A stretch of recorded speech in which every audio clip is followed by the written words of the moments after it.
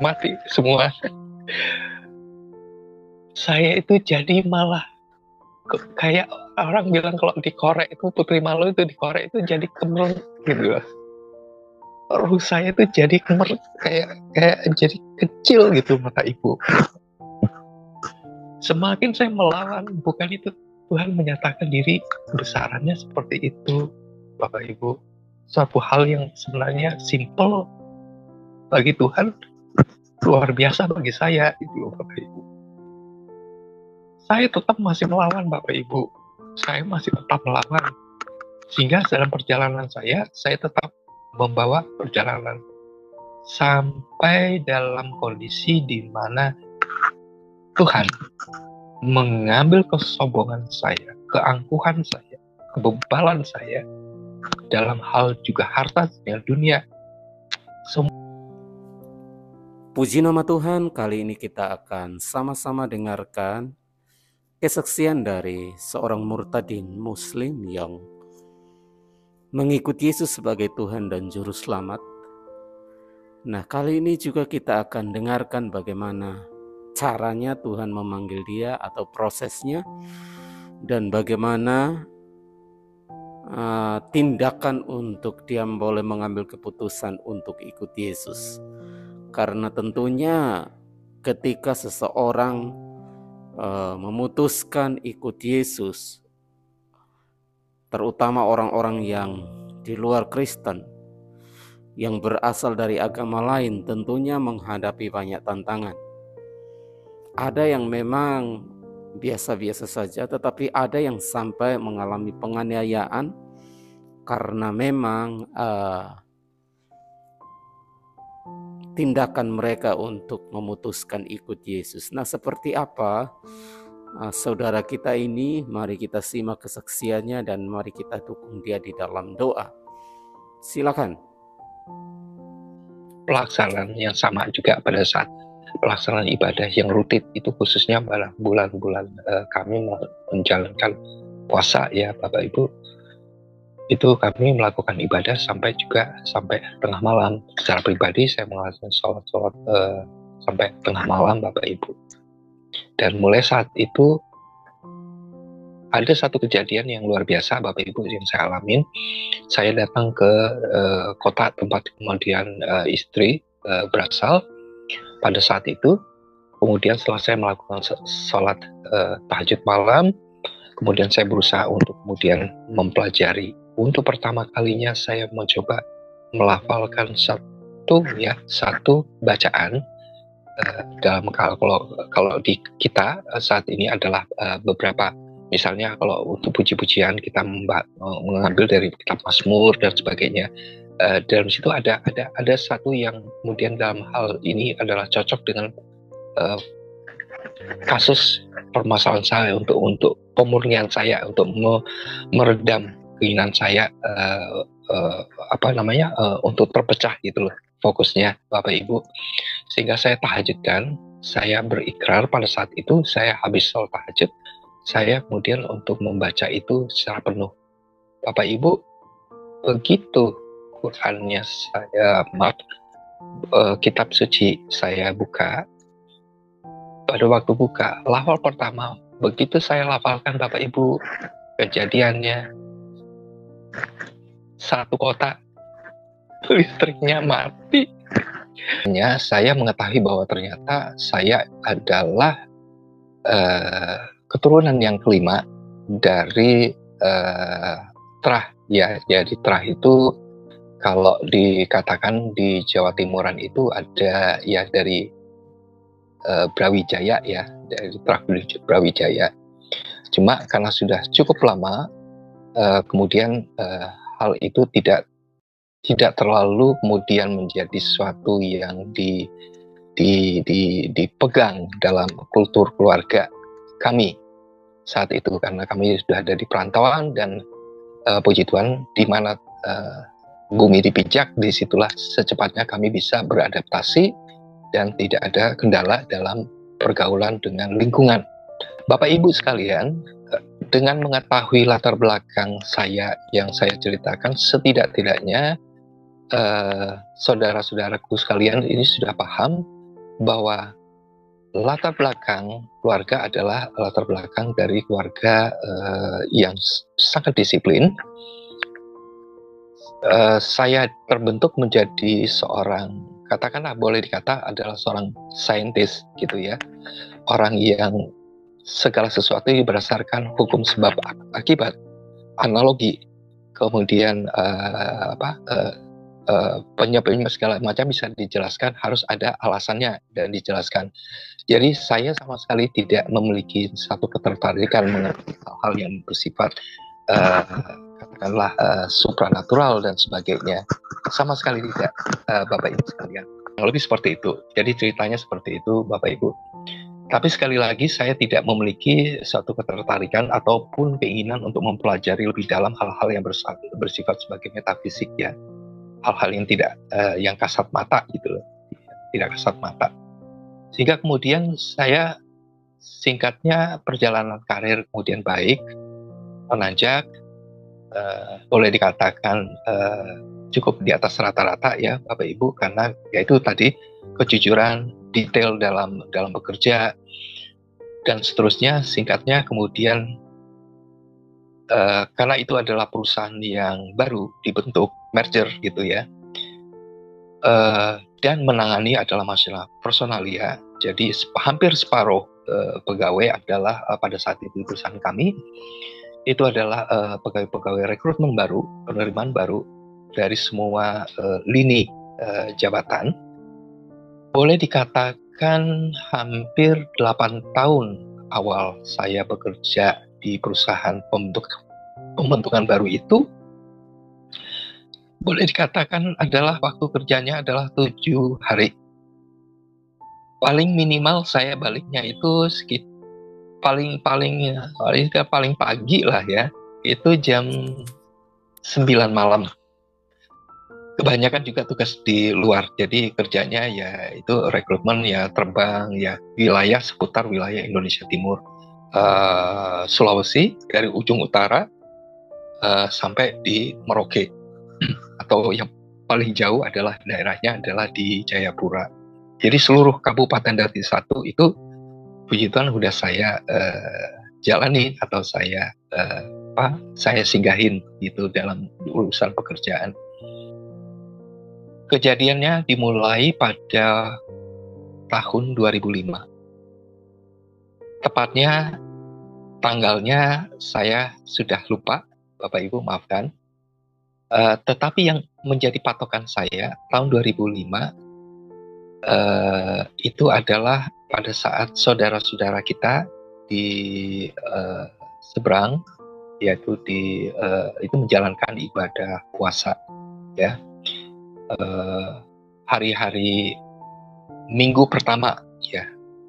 Saya tinggal dinas, diberikan rumah dinas, tinggal dalam satu lingkungan yang rapih gitu, dan di situ kalau di Makassar itu mayoritas terutama ya adalah Muslim. Kemudian kami tinggal di satu daerah yang rapih, artinya perumahan yang memang diperuntukkan untuk orang-orang kerja saat itu di kota Makassar ya, di tengah kota. Dan dari tempat rumah saya, kompleks perumahan ya, itu berjarak sekitar 150 meter lah, itu ada masjid besar ya, masjid besar tempat beribadah umat Muslim. Itu sekitar jaraknya 150 meter. Jadi setiap kali ada adzan, baik subuh, setiap kali adzan itu suaranya tentunya panggilan untuk beribadahnya itu pasti sampai di lingkungan tempat tinggal rumah kami. Tidak ada yang spesial hari itu, tidak ada kemudian karena beban kerja seperti biasanya. Saya kemudian pulang sekitar jam 9 malam, Bapak Ibu. Ini saya menceritakan mulai masuk dalam hal-hal yang kemudian bagi saya sendiri adalah suatu hal yang sangat luar biasa, karena tidak memiliki pandangan-pandangan yang khusus mengenai hal itu. tahun 2005 pada saat kami menjalankan ibadah puasa, ya, ibadah puasa. Seingat saya adalah minggu pertama, saya pulang kantor jam 9 lewat, masuk setelah kendaraan saya parkir di garasi, kemudian seperti biasa juga ada ritualnya itu maksudnya urutannya gitu. Datang, kemudian kemudian mandi. Saya seperti biasa sebelum istirahat saya membuka kembali pekerjaan-pekerjaan untuk persiapan besok, atau ada hal-hal yang harus saya selesaikan malam itu juga, saya akan selesaikan hari itu juga. Nah, setelah mandi, kemudian saya membuka-buka pekerjaan. Kurang lebih itu sampai sekitar jam 11 malam, mendekati tengah malam. Saya kemudian merasa ngantuk, Bapak Ibu, ya. Saya ngantuk, saya ingin beristirahat. Tapi tumben malam itu ya, sangat gerah sekali, sehingga saya cepat-cepat ingin kemudian istirahat supaya bisa bangun lebih segar. Seperti biasa, saya periksa anak-anak di tempat kamar tidurnya, saya buka. Kemudian saya sampai di kamar anak pertama saya, waktu itu masih TK ya. Anak saya kemudian saya lihat sedang tidur. Entah mengapa, kemudian saya ingin menemani anak saya tidur di tempat tidurnya. Cowok ya, saya tidur di sampingnya, kemudian sudah mulai rebahan. Begitu saya rebahan, saya kebangun. Begitu kebangun, perasaan sih baru aja tidur ya, baru terlelap. Saya merasa sangat gerah sekali. Yang saya lihat itu cuma lantai, itu kan lantai dari ubin ya, ubin putih. Waktu itu saya melihat itu, saya tergerak untuk selonjoran di lantai karena dingin gitu ya, nyaman. Kemudian saya memutuskan untuk pindah. Saya pikir saya baru tidur sebentar ya. Kemudian saya pindah ke lantai. Kebetulan posisinya tidur di lantai itu posisinya membujur dari arah kaki, membujur kaki itu ke atasnya ada dinding. Di dinding itu kebetulan terpasang jam dinding. Nah, waktu itu saya sempat melihat jam dinding, untuk melihat waktu jam dinding. Oh, sudah. Kemudian saya tidur. Kemudian tiba-tiba saya dengar suara bunyi seolah-olah karena baru bangun tidur juga, seolah-olah itu bunyi itu suara adzan subuh ya, Bapak Ibu. Suara adzan subuh. Waktu saya melihat jam, kemudian saya, oh iya, terus sudah. Begitu memejamkan mata, kesadaran saya itu tiba-tiba pulih, Bapak Ibu. Sementara suara adzan, yang menurut saya itu suara adzan, itu masih berdengung. Begitu kesadaran saya pulih, saya buka mata kembali, saya melihat, loh, ini kan belum subuh. Ini masih sekitar jam 2 lebih 15 gitu ya, jam 2 lebih 15 lah. Loh, kok sudah ada bunyi adzan? Saya dengerin suaranya masih sangat jelas, Bapak Ibu. Suara itu ternyata tidak berasal dari mana-mana. Ternyata suara itu berasal dari kepala saya, di atas kepala saya itu suara itu berasal nyata, bukan mimpi. Dan suara itu berputar-putar.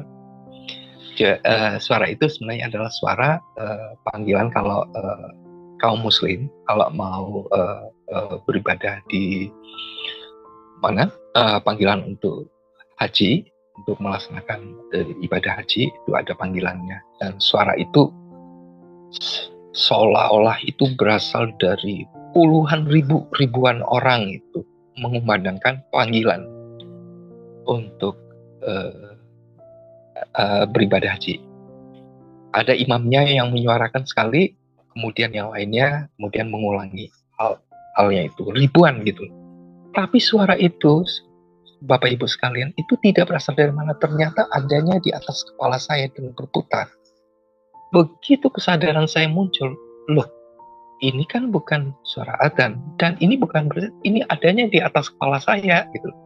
Begitu kesadaran saya pulih, suara itu masih ada, Bapak Ibu, tapi kemudian lambat-lambat seperti kayak terangkat jauh gitu, terangkat jauh. Itu pertama kali saya mendapatkan hal-hal yang sifatnya metafisik. Tidak bisa dijelaskan oleh akal, pikiran, nalar, dan nggak ada. Karena itu sangat jelas. Bukan sayup-sayup, bukan samar-samar. Dan saya kemudian tidak jadi tidur, Bapak Ibu. Saya memikirkan hal itu. Saya kembali kemudian ke ruang tamu, ruang kerja. Di situ saya berpikir tentang itu. Semalaman, ya, sampai subuh. Kemudian seperti biasa saya ini kembali ke kegiatan saya sehari-hari. Tahun 2005, puji Tuhan, saya sudah tidak begitu lagi terganggu dengan hal seperti itu dalam pekerjaan. Karena hal itu, saya sudah bisa kembali menggeluti pekerjaan, sibuk kembali mengenai pekerjaan, sehingga hal itu kemudian terlewati. Tidak butuh waktu lama, Bapak Ibu. Tidak butuh waktu lama, pada minggu kedua, tepatnya tanggal saya tidak sebutkan, karena saya juga sudah lupa ya, kurang jelas pada saat itu. Kemudian minggu kedua, artinya jaraknya 1 minggu setelah saya memperoleh kejadian seperti itu, mengalami kejadian seperti itu, seperti biasa lagi, saya pulang di atas jam 9 malam, mandi dan seterusnya. Saya seperti yang tadi saya ceritakan, tidak memiliki dasar ada tekanan, stres karena pekerjaan, atau memikirkan sesuatu hal, atau bahkan untuk memikirkan kejadian yang sebelumnya, sama sekali sudah tidak. Bapak Ibu, kemudian saya memutuskan untuk beristirahat. Sekitar jam 11-an saya sudah mulai tidur. Begitu saya tidur, saya ingat benar, kejadian itu adalah kejadian yang sangat membekas di dalam kehidupan saya. Bapak Ibu sekalian yang ingin saya berbagi. Waktu saya tidur, tidak diawalin dengan mimpi-mimpi lain. Sebagai selingan mimpi, kemudian ada satu bagian yang merupakan mimpi yang saya maksudkan, yang akan saya bagikan untuk saudara-saudara saya semuanya. Karena mimpi itu hanya mimpi tunggal. Boleh dikatakan itu mimpi, karena dalam posisi saya terlelap tidur. Yang aneh mengenai mimpi itu adalah hanya yang saya mau tekankan adalah mimpi itu, di dalam mimpi itu, saya sadar bahwa saya sedang berada di dalam posisi mimpi. Semua hal yang berkaitan dengan suasana, bahkan angin pun, terasa oleh diri saya pada saat saya berada di dalam mimpi itu. Pak Surya, kemudian saya mic-nya nggak perlu dipegang, Pak. Lepas saja mic-nya nggak perlu dipegang. Oh ya. Ya, oke. Oh ya. Supaya tidak berbunyi kresek-kresek. Ya, lanjut. Oke, dilanjutkan, Bapak Ibu. Ya, terima kasih, Pak.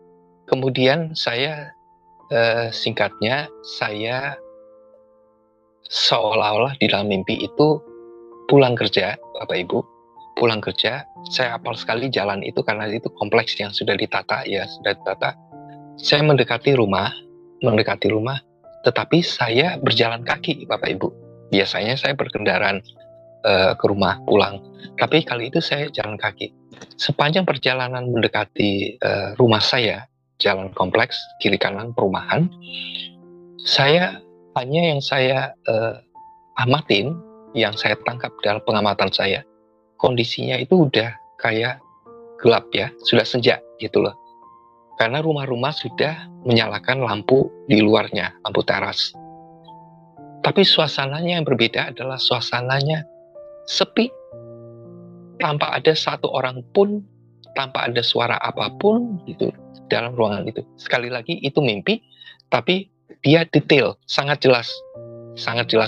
Bahkan oleh indera di dalam tidur itu pun saya sangat terasa gitu, angin maupun tiupan angin dan sebagainya. Singkatnya, saya kemudian di depan pagar rumah saya terkunci. Saya lihat itu lampu sudah dinyalakan, tetapi tidak ada pergerakan kondisi orang di dalam. Saya lihat di seberang rumah tetangga seperti itu. Mimpi ya, Bapak Ibu. kok semuanya pada sepi. Saya lihat ini kelilingnya bukan hanya rumah saya, tetapi semua rumah sekeliling sepi. Tidak ada orang pun, gitu. Saya dalam hatinya aduh, ini ibu, istri ya, kok tidak memberitahu saya sebelumnya ada mau kemana atau jadi ada perasaan khawatir keluarga, tetapi juga ada perasaan sedih gitu loh, Bapak Ibu. Kemudian tiba-tiba dari arah yang saya berjalan tadi, ada seorang bapak yang jalannya cepat-cepat buru-buru. Kemudian bapak itu menyapa saya, Bapak cari keluarga gitu loh. Oh iya Pak, gitu loh. Seolah-olah bapak itu tahu gitu loh. Oh iya Pak, gitu loh. Pada kemana nih orang-orang ya Pak? Oh Bapak nggak usah nyari orang-orang Pak, semuanya ini lagi menuju ke satu tempat Pak. Semua orang saat ini lagi menuju satu tempat.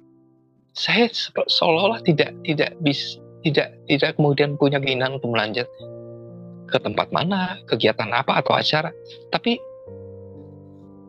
kenyataan bahwa saya itu hampir semua orang itu sedang menuju ke satu tempat itu. Entah pertemuan, tapi yang jelas itu penting gitu ya Bapak Ibu. Saya kemudian, Bapak mau kemana? Saya juga mau ke situ. Ayo Nak, karena orangnya lebih tua ya, orang lebih sepuh. Ayo Nak, kalau mau ke sana, mari bareng-bareng dengan saya. Saya lihat si bapak itu menuju ke satu mobil bak terbuka pickup ya. Dan bapak itu kemudian sudah nggak berbicara banyak, kemudian naik pickup di depan. Terus mobilnya sudah mulai berjalan. Saya buru-buru lari gitu, dan sehingga saya hanya mendapatkan posisi saya itu naik di baknya, bagian belakang, kaki masih menggantung ke luar gitu, seolah duduk di baknya gitu loh. Sambil duduk kemudian saya lihat kiri kanan, oh ya semuanya memang sepi. Begitu arahnya menuju ke masjid besar, kemudian belok ke arah kanan, di situ Bapak Ibu kejadiannya. Tiba-tiba suasana perumahan, suasana senja, bentuk-bentuk rumah, pepohonan dan sebagainya itu tiba-tiba sirna Bapak Ibu. Semuanya sirna, yang ada hanya langit malam yang sangat jernih Bapak Ibu. Sangat jernih sehingga bintang yang biasanya sangat kecil itu nyata sekali percikan kedipan sinarnya. Apalagi bintang yang besar. Jadi malam itu saya hanya melihat bahwa mobil yang saya kendarain itu pun tidak ada, tetapi posisi saya menggantung. Jadi menjadikan saya itu seolah-olah melayang di udara, Bapak Ibu. Melayang di udara dalam kegelapan, dipenuhi oleh langit yang bertaburan bintang. Saking takjubnya Bapak Ibu, saya melihat keindahan alam itu bertaburan bintang, dengan bintang ada yang warna kuning, ada yang kebiru-biruan, ada yang putih, ada yang besar dan sebagainya. Saya takjub, saya melihatnya takjub. Sudah tidak ada lagi pikiran mengenai kegelisahan, mengenai keluarga, anak istri dan sebagainya. Ataupun mempertanyakan kok saya bisa seperti ini. Karena saya sadar saya berada dalam mimpi. Unik saat itu mimpinya. Bahkan perjalanan saya dengan berkendara pun, itu anginnya saya terasa, Bapak Ibu. Saya melihat bintang-bintang demikian indah, sangat indah kebesarannya, penuh bintang. Jadi langit itu tidak ada satupun ruangan yang tidak dipenuhi oleh bintang dengan cahayanya begitu indah. Tiba-tiba saya melihat di antara yang bergemerlap cahaya bintang, kayak satu kali bintang itu berkedip gitu, terus sinarnya itu tiba-tiba itu menjadi kayak berjalan Bapak Ibu. Jalan sinarnya menuju ke bintang yang satu, begitu sampai bintang satu, kemudian ngefek menuju ke bintang yang lain, sehingga membentuk garis gambar. Jadi seperti saya melihat satu lukisan yang baru dibentuk lukisannya, digambar lukisannya di atas langit, itu melukis dengan cahaya bintang Bapak Ibu. Akhirnya lukisan itu terbentuk dengan cahaya, bukan bintang, tetapi terbentuk dengan cahaya bintang. Berbentuk. Yang kemudian setelah selesai gambarnya, saya sangat jelas melihat itu adalah gambar bintang Daud. Waktu itu saya tidak paham gambar itu adalah apa, tetapi menurut saya itu adalah simbol, Bapak Ibu. Simbol bintang. Tapi jelas itu. Setelah saya melihat itu, saya takjub, Bapak Ibu. Saya takjub sekali. Seolah-olah bintang itu dengan ikon-ikonnya itu, ya, di dalam bintang itu bukan hanya sekedar gambar gitu ya, Bapak Ibu, garis gambar. Tapi dibarengi dengan ikon-ikon yang dibentuk dari cahaya bintang. Terus perasaan saya mengatakan, dari ufuk barat ya, dari sebelah kanan saya, ufuk barat, itu akan muncul sesuatu, Bapak Ibu. Jadi kalau Bapak Ibu melihat seperti halnya TV yang terinterferensi, gangguan interferensi signal ya, itu dia seperti ada garis yang gemresek ya, tapi bukan bintik-bintik interferensi sinyal. Itu seolah-olah dari arah barat itu akan sesuatu yang muncul. Dan benar, Bapak Ibu, setelah gambar bintang itu terbentuk, dari arah barat itu terbentuk dari cahaya bintang, tapi kali ini warnanya adalah seperti kita melebur emas, Bapak Ibu. Kuning emas, warna emas, dan tulisannya itu muncul. Muncul dari apa? Tulisan itu muncul berbentuk kalimat, dan itu bukan tulisan yang biasa kita baca. Jadi tulisannya bukan dari tulisan huruf harafiah yang bisa dibaca ABCD. Tulisannya itu, Bapak Ibu, adalah tulisan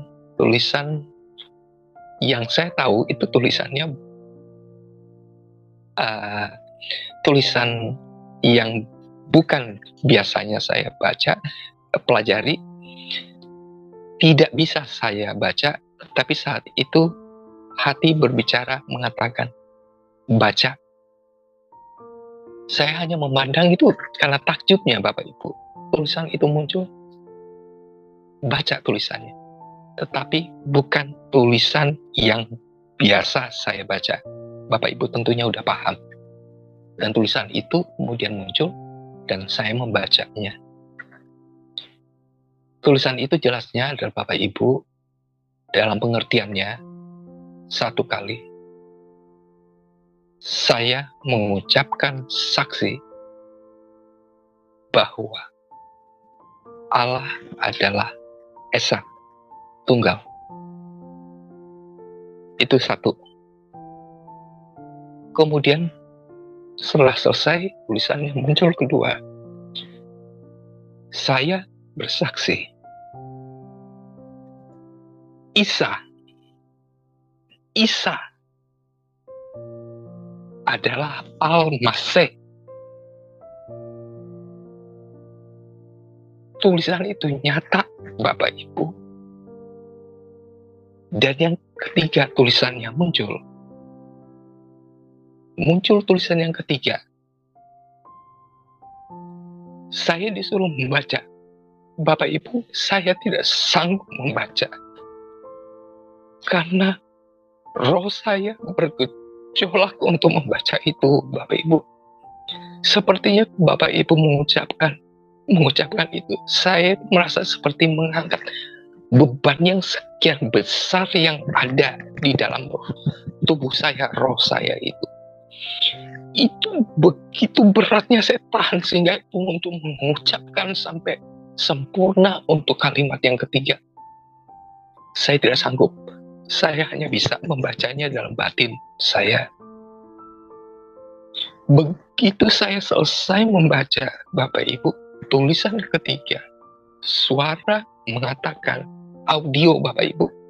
Jadi suara itu bukan karena batin, pikiran. Audio suara itu saya dengar. Dan suara itu sampai sekarang saya tahu bahwa itu suara itu bukan suara siapa-siapa. Suara yang pernah saya ketemu sejak saat itu, Bapak Ibu. mengatakan, dengan ini, suara inilah kamu harus memberi makan banyak orang, Bapak Ibu. Saya ini siapa? Saya ini bukan siapa-siapa, orang yang berdosa di hadapan Tuhan saya. Saya itu sangat berdosa, Bapak Ibu. Tidak layak, kotor jiwa saya. Hanya karena perkenan dan kasih-Nya yang luar biasa, hamba yang berdosa ini berkenan untuk diberikan. Walaupun hanya dalam penampakan itu, saya nggak kuat, Bapak Ibu. Saya sudah katakan kepada Bapak Ibu, saya tidak memiliki dasar pengetahuan atau keterangan untuk hal-hal yang seperti itu. Saat itu saya terbangun, Bapak Ibu. Saya langsung terbangun setelah mengucapkan yang ketiga, mendengar suara itu, saya terbangun. Seluruh badan saya, dari atas kepala sampai ujung kaki saya, berkeringat peluh, Bapak Ibu. Seperti habis lari maraton. Saya bangun, tidak bisa bergerak, mengatakan apa-apa lagi. Istri saya terbangun dan mengatakan, Pak, kenapa? Bapak kenapa? Gitu. Saya udah nggak bisa mengatakan apa-apa lagi, Bapak Ibu. Jadi saya hanya membagi itu yang saya alami pertama kali, Bapak Ibu, luar biasa. Setelah kejadian itu mempengaruhi, benar-benar mempengaruhi dalam saya bekerja, Bapak Ibu. Dalam bekerja maupun kegiatan apa-apa sudah nggak fokus, Bapak Ibu. Karena hal ini sangat berdampak bagi jiwa saya. Saya coba untuk mengesampingkan itu karena itu merupakan hal baru bagi saya. Jangan terlalu dipikirkan. Saya coba untuk mengabaikan, Bapak Ibu, apa yang saya alami, makna yang saya alami. Bukannya saya mencari tahu makna apa panggilan itu, saya malah berusaha untuk mengabaikan, untuk terjun kembali dalam aktivitas saya. Tidak butuh waktu lama, Bapak Ibu. Begitu saya mencoba mengabaikan kedua kali, tapi itu setelah masa kami melakukan setelah Idul Fitri, Bapak Ibu ya. Setelah mengadakan Idul Fitri sudah selesai, kemudian saya sudah mulai kembali normal, Bapak Ibu ya, untuk tidak lagi kemudian berpikir ke situ. Tidak berapa lama kemudian saya mengalami hal yang lebih parah, Bapak Ibu. Perjumpaan saya pertama kali dengan Tuhan sekarang, Tuhan saya. Sekali lagi itu perjumpaan itu dalam bentuk mimpi ya. Tapi saya bisa membedakan sekarang ini adalah mimpi yang bersifat mimpi bunga tidur, kemudian mimpi yang bersifat semacam penghususan untuk roh gitu. Karena diawali dengan perasaan dan kesan yang berbeda tentang itu, Bapak Ibu. Segala sesuatunya itu lebih nyata. Jadi kemudian saya sempat kemudian dibawa ke suatu tempat, tapi yang jelas adalah kurun waktunya bukan sekarang, Bapak Ibu. Saya dibawa ke suatu tempat. Tempat itu adalah kurun waktu dunia ini di zamannya bapak saya itu, yaitu di Timur Tengah, di daerah sana. Saya juga hanya mengenalnya mengenai hal itu, banyak tontonan itu ya. Tapi saya juga kurang begitu suka nonton tontonan film gitu, kurang suka, Bapak Ibu. Tapi yang jelasnya saya berada di satu tempat di mana itu situasinya, kondisinya sama seperti kondisi-kondisi di Timur Tengah ya, bebatuan gitu loh, bukit-bukit penuh batu, kemudian jalan menuju kira-kira 1 kilometer di depan saya itu ada satu desa sama rumah-rumah dari tanah itu tumpuk-tumpuk itu, satu desa perkampungan lah, tapi bukan seperti di Indonesia ya suasananya. Untuk berjalan ke arah situ, saya ada jalan setapak.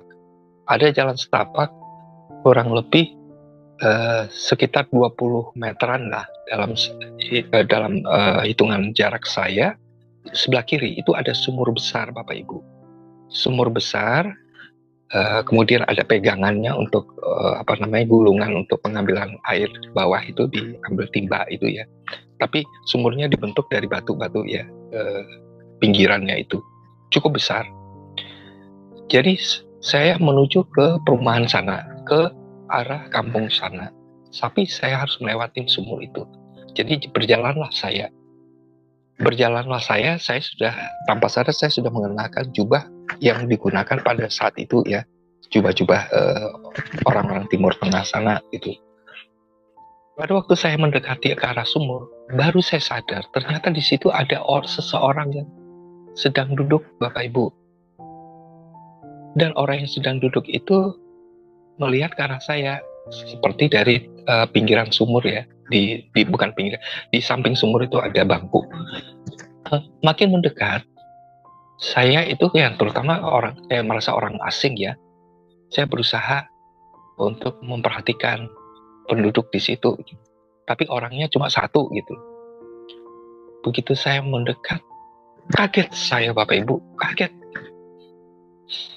Loh, ini kan bukannya yang gambar-gambarnya saudara-saudara saya yang Kristen, yang disebut dengan Yesus, Tuhan Yesus, ada di situ. Jelas Bapak Ibu, dengan pakaiannya seperti gambar itu. Tapi wajahnya beda ya, Bapak Ibu, wajahnya beda. Sama panjang rambutnya sebahu, bergelombang, Bapak Ibu. Senyumannya, Bapak Ibu, luar biasa. Cakep. Orang Arab bukan karena orang Arabannya, tapi bukan orang-orang Timur Tengahnya, tetapi memang memancarkan sinar kebijaksanaan yang sangat tinggi gitu. Jadi hati ini tidak merasa was-was. Jadi hati itu ingin mendekat gitu. Tidak mengucapkan apa-apa, Bapak Ibu. Saya dipanggil mendekat, begitu mendekat saya, Bapak Ibu, Bapak Yesus yang saya lihat itu mengucapkan satu kata kepada saya. Dan kata itu sampai sekarang saya tetap ingat. Suaranya mengatakan ke saya, tegurannya mengatakan ke saya. Tetapi bahasa yang digunakan adalah bahasa yang waktu saya mengucapkan kalimat-kalimat yang ditulis di langit pada saat itu. Saya hanya tahunya itu, Bapak Ibu, karena membedakan bahasa yang jelas bukan bahasa Indonesia, yang jelasnya bukan bahasa Arab, itu mengucapkan bahasa asli menurut pikiran saya, Bapak Ibu. Tapi anehnya saya paham pada saat saya melihat yang pertama, tapi yang kedua saya hanya mendengar dan mengingat apa yang disebutkan karena cukup pendek katanya. Saya sebutkan aja, beliau mengatakan Manoh lah Nana. Saya hanya ingat itu aja, Manoh. Setelah itu beliau senyum, melihat ke arah kedalaman sumur gitu loh, sambil mengucapkan itu. Saya terbangun, Bapak Ibu.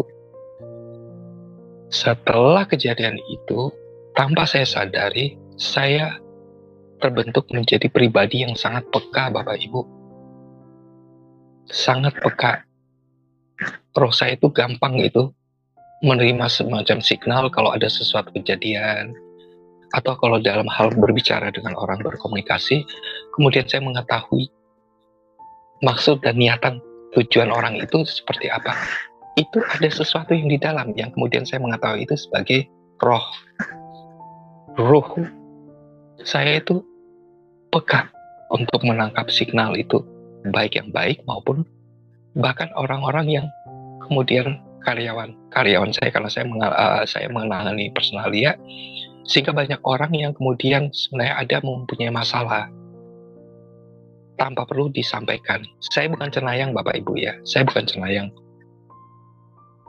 sampai saya itu sudah bisa empati ya. Jadi berusaha untuk mendalami orang gitu. Karena banyak orang yang memiliki kesulitan perasaan, pengupahan perasaan itu sangat membantu untuk saya mengerti dulu gitu loh. Apa kejadiannya apa gitu loh yang menjadi pemberatan dalam kehidupan orang itu, baru kemudian treatmentnya seperti apa dalam konteks personalia ya atau HRD. Nah, Bapak Ibu seperti gitu. Setelah itu, dan untuk makna dari perkataan itu akhirnya saya temuin setelah saya mempelajari lebih dalam. Yang terakhir waktu terakhir saya mengetahui bahwa manolola tidak lain adalah pemberhentian atau peristirahatan. Tapi lebih jelasnya itu saya sempat mencari-cari Bapak Ibu teks tentang itu, apa makna dari itu. Saya sempat kemudian mencari tahu di orang-orang teman-teman saudara-saudara yang Kristiani, siapa tahu itu adalah bahasa atau ungkapan dari situ, dan tidak ada yang itu bahasa apa, itu malah diketawain kan. Bahkan kemudian karena itu merupakan hal penting bagi saya berusaha untuk mengaksesnya ke saat itu ya pendeta ya. Saya berusaha untuk mencari pendeta, kemudian saya menanyakan apakah ada mengerti tentang makna ini. Kemudian karena tidak dapat, kemudian karena romo atau pendeta itu mereka adalah orang yang setahu saya adalah mereka bukan hanya kemudian itu melekat istilahnya panggilan itu melekat, tetapi tentunya harus melalui jenjang pembelajaran pendidikan tentunya. Dan saya kemungkinan siapa tahu mereka mengerti mengenai istilah ini, entah bahasa apa itu. Dan Bapak Ibu, saya akhirnya karena tidak tahu, karena basis saya adalah teknologi, karena itu waktu zaman-zamannya internet juga sudah cukup maju, sehingga saya bisa mengakses lewat internet atau Google gitu loh. Saya coba untuk mengakses itu, jenisnya adalah Hebrew, dan saya tidak menemukan itu. Singkatnya, akhirnya saya menemukan pengertiannya itu ada di salah satu literatur yang sangat sedikit ya bahannya. Saya tengeri itu adalah suatu istilah atau bahasa yang dipakai oleh Bapa kita, Tuhan, dari sisi ibu. Jadi bahasa Aramaik, cikal bakal dari bahasa turunannya adalah bahasa Arab dan sebagainya. Bahasa Aramaik yang artinya air kehidupan Bapak Ibu. Jadi beliau mengatakan air kehidupan, ambil sambil menengok ke sumur itu. Bapak Ibu bisa bayangkan, saya sangat tidak mengerti, paham mengenai dunia itu. Saya diizinkan Tuhan untuk mengenal lebih dekat itu pada saat saya sama sekali tidak punya keinginan. Jadi itu saya anggap rahasia lah, makna dari segala kejadian yang saya alami. Dan itu saya simpan sendiri Bapak Ibu, karena nggak mungkin kemudian saya menceritakan dalam kalangan luas gitu, apalagi dalam lingkup keluarga saya. Tentunya akan sangat bertolak belakang. Dan maaf sekali lagi, saya mencoba untuk menampik semua yang sudah saya alami, yang akhirnya saya mengerti itu mungkin panggilan, mulai dari panggilan untuk kembali murni. Panggilan untuk haji itu kan panggilan untuk kembali memurnikan diri untuk menjalani kebaikan, kemudian penampakan dan sebagainya, pernyataan, karena saya juga pernah melakukan saksi, ini pengucapannya, yang kebenarannya adalah yang saya lakukan, yang kedua adalah suatu kebenaran dalam ucapan, yang benar adalah demikian. Kemudian perjumpaan saya dengan Tuhan. Tapi lebih dari itu, yang ingin saya sampaikan dulu kepada Bapak Ibu, bahwa Tuhan Yesus nyata. Tuhan Yesus itu nyata, Bapak Ibu. Pada saat kita diizinkan kembali kepada Bapa secara ruh yang kita alami itu sama Bapak Ibu dengan yang sekarang, tapi bukan daging. Kita masih bisa merasakan, semua indera kita masih tetap sama. Ingatan secara ruh itu juga ada punya. Jadi ingin saya katakan adalah satu, setelah kejadian itu saya kemudian kembali terjun, tetapi ada satu perbedaannya. Saya lebih sensitif, saya lebih peka terhadap perasaan, hal-hal yang menyangkut tentang itu kemudian membawa saya kemudian 10 tahun ke depan, Bapak Ibu. 10 tahun ke depan saya jalani kehidupan dalam berkarir sampai ke satu titik di mana saya kemudian mengalami yang namanya perjalanan pencobaan. Seperti dibulak-balik, atas menjadi bawah, bawah menjadi atas. Dalam hal apa? Dalam hal keimanan, keteguhan dalam iman. Saya sudah diharuskan untuk memilih tidak di daerah abu-abu, tapi harus memilih. Semakin saya mendapatkan perasaan itu, semakin saya tolak, Bapak Ibu. Justru bukannya saya menjalani pengenalan terhadap Tuhan lebih dekat. Tuhan yang hidup, the living water. The living water, saya bukannya mendalami itu, mencoba mencari kebenaran di situ, tetapi semakin saya kuatkan untuk mempelajari, mendalami apa yang telah saya miliki. Seperti yang saya bilang awal, dalam hal kedisiplinan apa yang dipegang dalam sifat dari keluarga saya, itu yang saya coba untuk tetap mempraktekkan. Semakin saya dipelintir iman saya, semakin saya kuat untuk menggali, yaitu menggali dari sisi yang sebelumnya. Artinya saya semakin jauh, Bapak Ibu. Saya semakin jauh. Ada yang mengulurkan tangan untuk menarik saya. Dalam hal banyak orang untuk mencari tangan itu aja banyak gitu. Saya justru untuk takut, Bapak Ibu, bukan takut, menolak. Makin saya berdalamin apa yang sudah saya punya, Bapak Ibu. Singkatnya, detailnya, seperti itu, Bapak Ibu. Berulang kali, banyak kejadian, tetapi saya singkatnya aja untuk membaginya, karena keterbatasan waktu. Salah satunya adalah saya coba untuk mendalami, Bapak Ibu, mendalami agama yang saya anut. Saya semakin dalam, sebelumnya hanya KTP gitu, saya semakin mempelajari itu. Dan terus terang, begitu saya mendalami itu sampai saya memutuskan untuk meninggalkan pekerjaan, aktivitas, saya masuk ke dalam satu perkumpulan yang memang dikhususkan untuk mendalami itu gitu loh. Aneh, Bapak Ibu.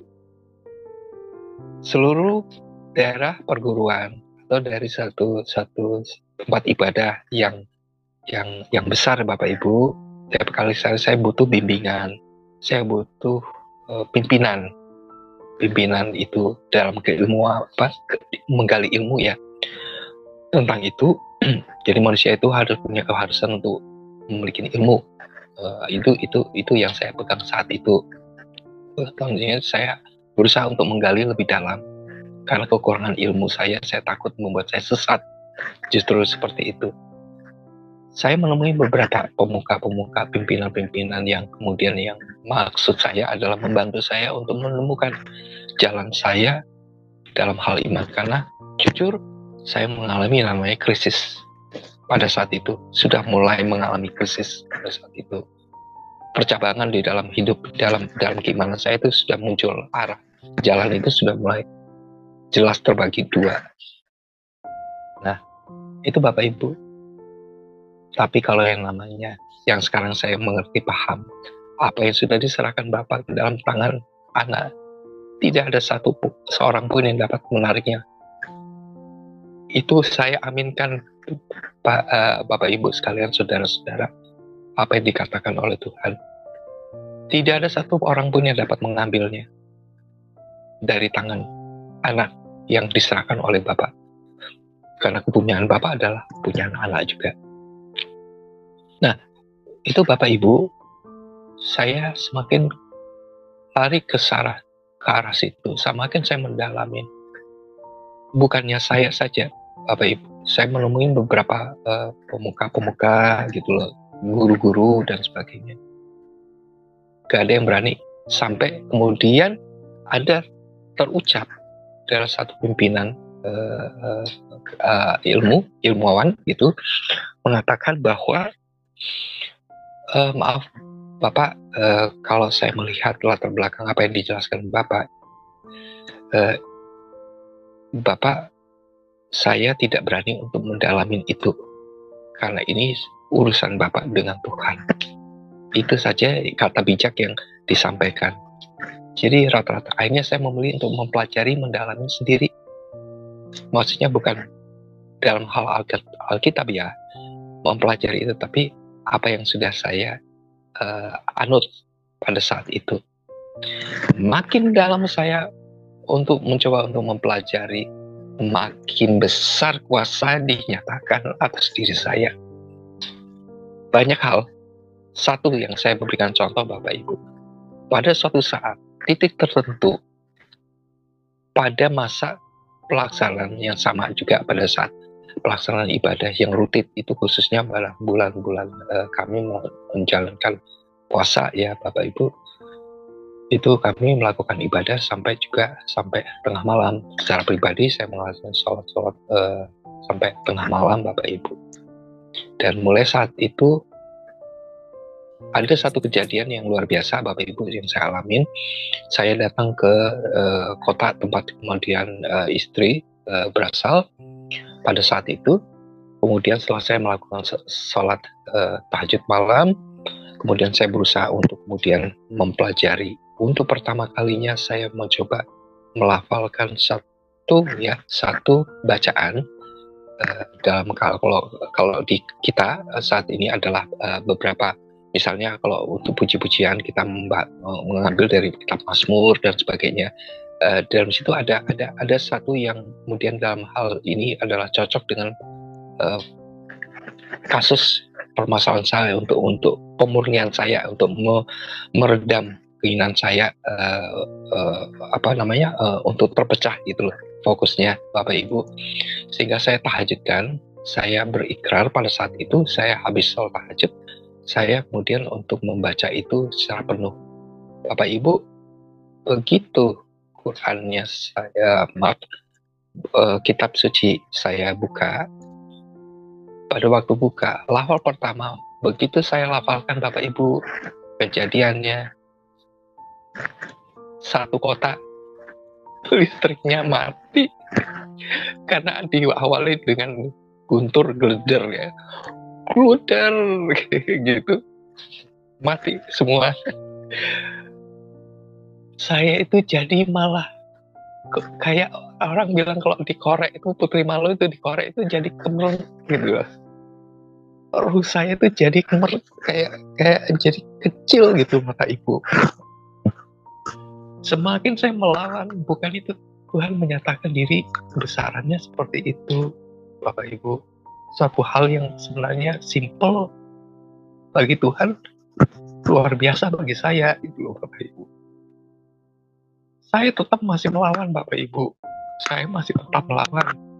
Sehingga dalam perjalanan saya tetap membawa perjalanan sampai dalam kondisi di mana Tuhan mengambil kesombongan saya, keangkuhan saya, kebebalan saya, dalam hal juga harta dan dunia, semua yang saya miliki dibuat nol Bapak Ibu. Kebanggaan saya diambil sama Tuhan.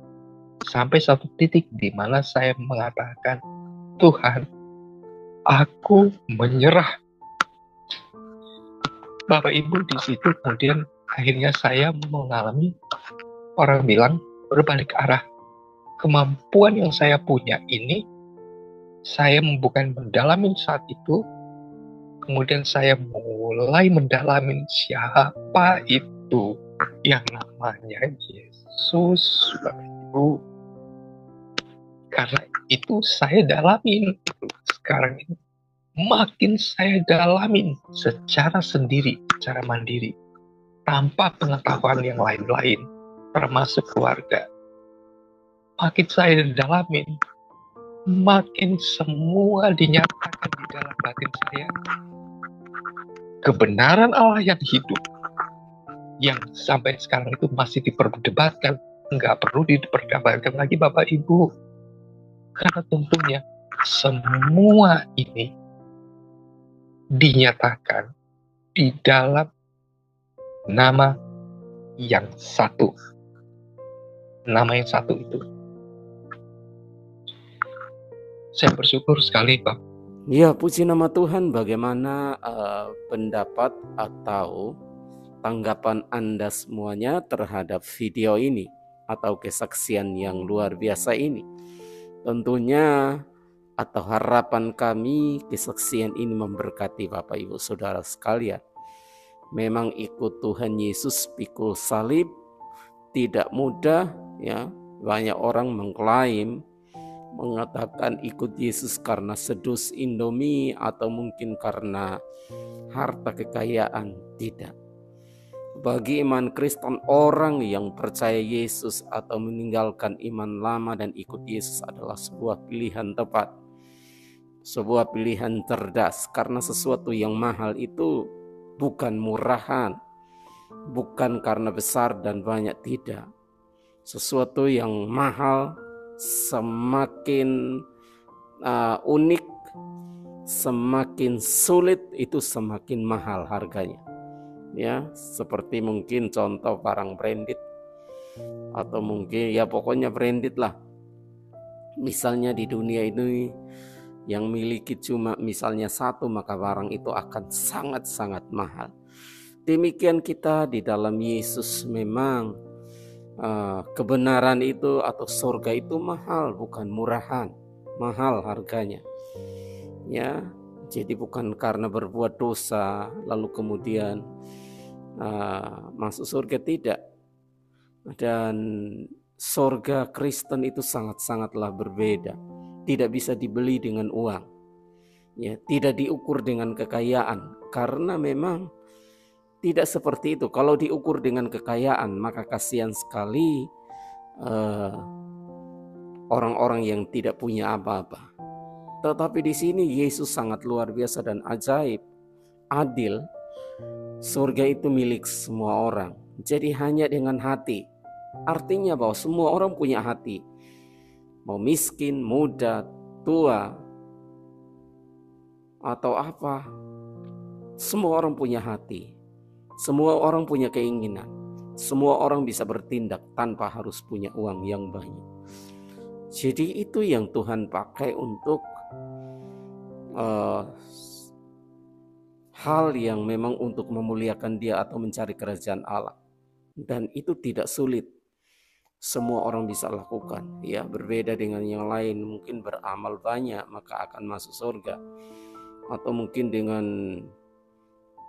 ya seperti wanita ya dapat menstruasi tidak bisa beribadah, maka mereka seolah-olah kaum yang lemah.